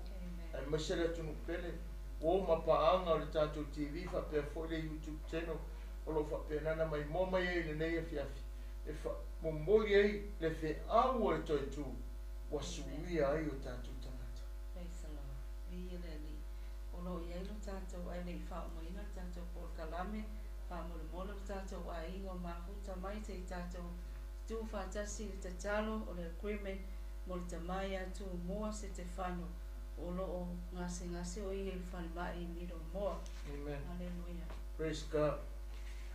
Hallelujah. Amen. Ai le wha umaina tātou pukalame nei pō tātou stalo whapitoa mo le tamā e atu moa i le nei a fiafi e whapea nā ona tu ina atu o ia i le tatalo i le nei a fiafi. Amen. Le lopo le ale mai a tātou wō i le whātua tua i le nei a fiafi. Mana tua le Toetu lea na ia suia, na ia abese inga le ti ngā o le mai. Na ia wha malolo tātou, na ia so lofa foi le ngā ruenga le anga le oti sa whewhe le tangata. O e wha mā ina ai lo tātou ti ngā, a ua wha atupu ina le orori. E o le Toetu lea, na matua wha leo ngā i le marusi anga le mai. Alleluia. Ka tātou wō whatasi te talo le nei pō. Alleluia. Si ai o mātou lima i le nei a fiafi lo mātou tamai o le langi. Mātou tuina atu o ia i o ao i le nei pō. Le tamai atu mua. A o ta oto o ia i milo moa i le mai fatu lo mātou tamai. Mātou wala au le atua o ena e whaia le tangata. Mātou te talo tuina atu i atu mua i le mana o lo suafa Yesu. Whaatonu le fatu ina i atoe foi i le mena e whaia ai no mātou tamai. Mātou te kleiminga lau wha malolonga le suafa Yesu ke wiso. Ina ia wha malolonga wha sa o loto e le tamale i nei pō. A o whea ngai o ia mata o tonga manuanga ma le langona tinga i le mana o lo suafa Yesu. Wha malolo i atu mua no mātou tamai. O lo mana Toetu le mātou te whaasoe po nei. Na ia whaia le suinga i le lalolangi nei. Ua mawhaia i mātou o na mātou whape atu. Ua mātou manu malo ono o le Toetu lea o Yesu Keriso. Mātou te whaatonga tamā e ala suafa pele lea o Yesu Keriso i le mana o lo suafa. Whaatonu le fatu ia fo i le mena e whaia ai. Mātou te whaatonu o na ala toto. Ai mai se ala o le fatu. O mea o ngā ioia i le ia musele ola le fatu. Ia toi fo ia i le mena e whaia ai no mātou tua. Wha malolo ma toi wha malosia. E ala le suafa Yesu Keriso. Mātou te tautala i le ola. Mātou te whaatonu le ona le ia whiuru wai I te tongo lo na tino I le fiafine nei. Mātou wala awa I le manu malo o le ona lea ia I lunga ia tu mua lo mātou tamai. I le suafa I Yesu Keriso. Mātou whalea o ngā le nganga le mai. Mātou te whaatonua, I rebuke the spirit of infirmity, the spirit of pain. Hallelujah. I command that spirit of hallelujah, healing right now in the name of Jesus. Mātou te whaatonu le whatu le ia toi foi I lona malose pe ona iai.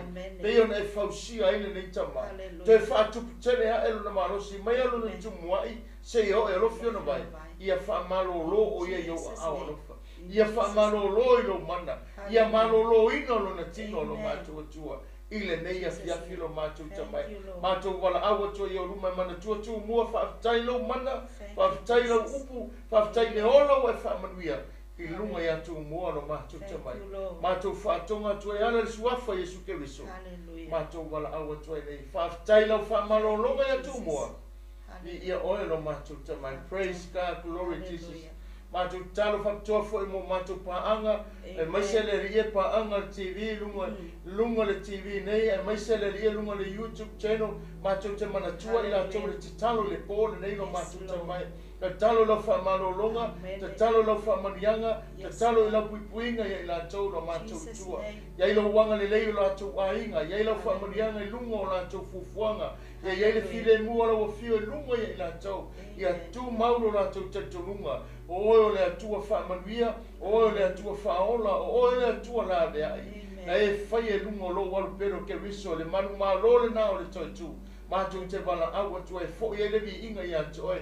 Whamanuia la o una whaatonu le rigi o le TV ya Mike Greta ma le whaituha pe fo no whaialo. Ai maise paanga le TV. O mai masani tutonu au ona le atua lo la tu lango mai. Te talo ia tu maula o whaamanuianga I tonu le TV. Ia tele ni nganga I manu maloina. I le whaalau tele ino lo malo tonu nei ala ata. Le atua te talo si tia ruma semana onga. Ia iai lungo te tonu ale ala ata nei le TV. Mātou te wala awa tua iau ruma lo mātou atua. Whaamanuia lunga le YouTube channel lo mātou le ia si atu I la tau iau a au. Ia whapenana whaamanuia ma whaamalo e la tau. Whaamanuia I mawhiangai manolonga nepo. Ia fo ia ele vi inga I manuia tu te mawhaiwa o e o whiangai mga luenga nei a whiawhi. Ia whapenana ta I to orua lo wanga le lei. Fo I le vi inga lo suafa Yesu o mātou wale wala awa tuai nei. Amen, amen. Glory Jesus. Whaatai ma vi ia lo suafa. Amen, amen. Praise the Lord, praise the Lord, praise the Lord. Ia vi ia le tua le nea whiawhi. Ia whaafega, whaafitai tele lo lango mai whaamagi atu ia tua tatu ainga. Whaamagi tele whengai malolonga nepo ono Yesu. Amen, amen.